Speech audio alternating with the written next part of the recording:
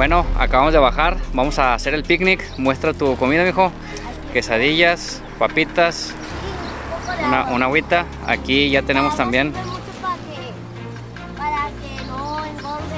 Para que no engorden, ¿verdad? Yo traigo mis huevitos, agüita con sales y limón. Vamos a comer aquí en el parque. Bajamos por esta parte del cerro.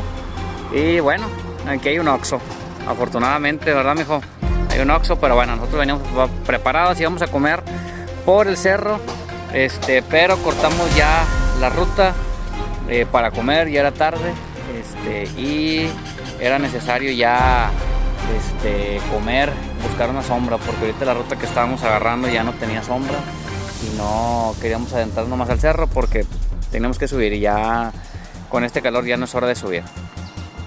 Cuídense mucho, like.